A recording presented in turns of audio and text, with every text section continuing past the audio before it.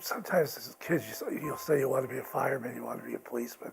I used to say I'd like to be a priest.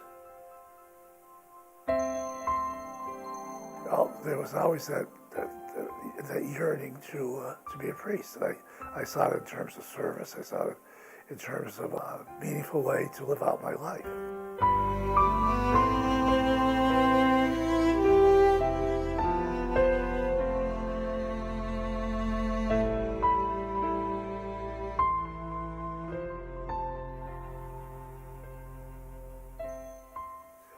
The profession of vows is when you commit yourself to a religious life according to the constitutions and the rules of the missionaries of Our Lady of La Salette. And that shapes your life and your spirituality.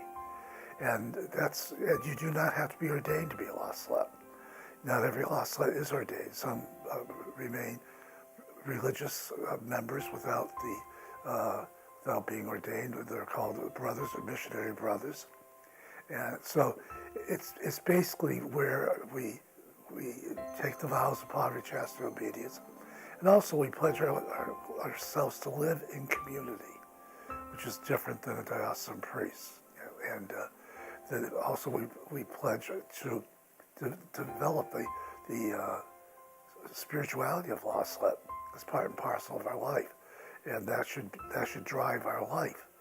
And even without ordination, we're called to the ministry because the church by its very nature is missionary, and we by profession are missionary.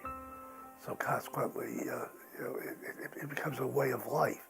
And then after that, if you choose to be ordained, you incorporate ordination and that way of life into one.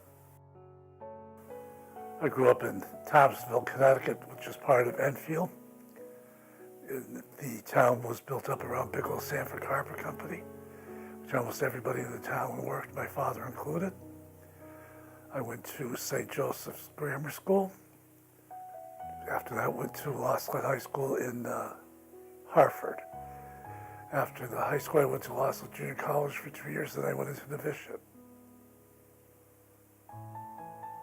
July 2nd, 1964, I took my first vows. As a missionary of Our Lady of La Salette. There were 24 of us who took vows, and right now there are 4 of us left.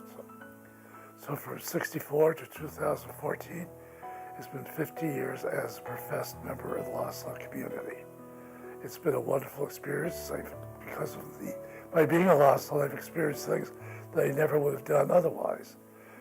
For if nothing else, to travel, to study abroad, which certainly colored my perception of life, and it opened me up to horizons I never would have realized had I stayed just a local yokel in Thomasville, Connecticut. I chose La Salette because when I was in grammar school, Father Jim Hurley, who was stationed here, came to our school and gave a talk, and then I visited the school in Hartford. It wasn't far from where I lived. I saw a spirit there that I found very appealing.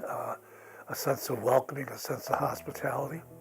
Also, I found the priests to be very down to earth. They were well educated and all that, but yet none of that seemed to interfere with their ability just to relate to the ordinary person and to be that ordinary person.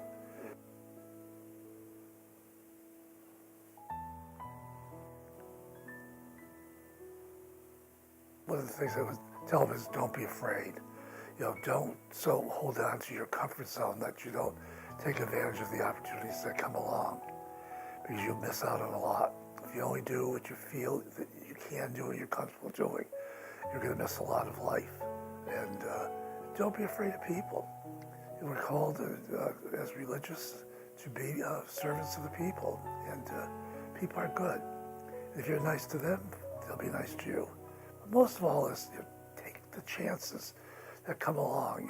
Don't sell yourself short, and give it your best, and things will work out.